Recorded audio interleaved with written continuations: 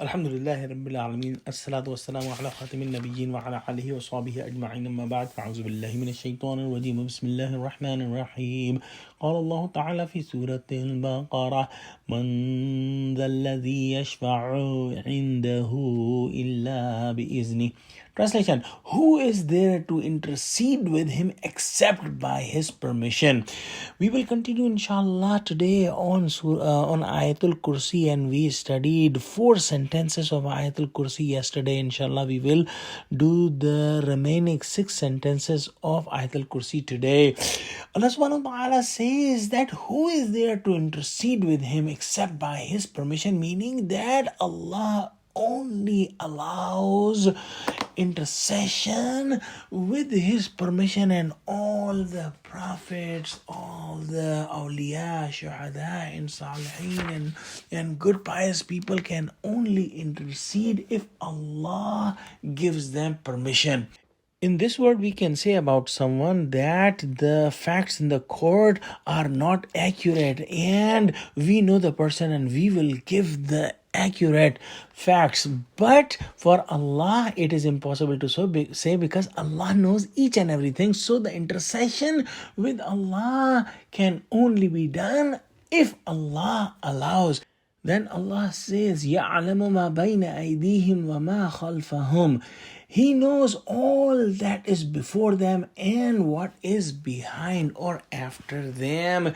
Meaning Allah's knowledge encompasses and covers completely each and every fact. He knows the details of the minutest thing and everything, and Allah has a clear sight of the past, of the present, and of the future equally.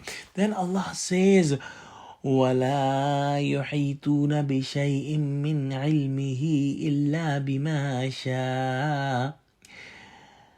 While they cannot access and encompass anything of his knowledge except what he pleases. Meaning Allah subhanahu wa ta'ala has given human being a limited knowledge, and this knowledge is not his own, it is given knowledge, while Allah's knowledge is his own knowledge, and this knowledge is unlimited. And human can achieve only that part of the knowledge that Allah allows. A human being may be falsely proud of his knowledge in the field of science or any other field. However, he has to accept that he does not have complete knowledge on that subject, while Allah's knowledge is absolute and complete and unlimited. وَسِعَ كُرْسِيُّهُ السَّمَاوَاتِ وَالْأَرْضِ. His throne is extended over the heavens and earth. Allah's knowledge and his power encompasses the whole universe. This is beyond Allah's status that he needs any throne, but just to explain this, that his power and his might encompasses and covers the whole universe, including all the skies and the earth. And then Allah subhanahu wa ta'ala says, وَلَا يَعُودُهُ حِفْظُهُمَا.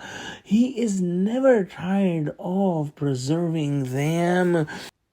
Nobody can compare himself with the power and authority of Allah. When we have a small house or a factory or something and we are trying to guard it, we have to use lots of resources and efforts. But Allah subhanahu wa ta'ala does not need any effort or need any external help to take care of this universe. Then in the end Allah says, وَهُوَ الْعَلِيُّ الْعَظِيمُ.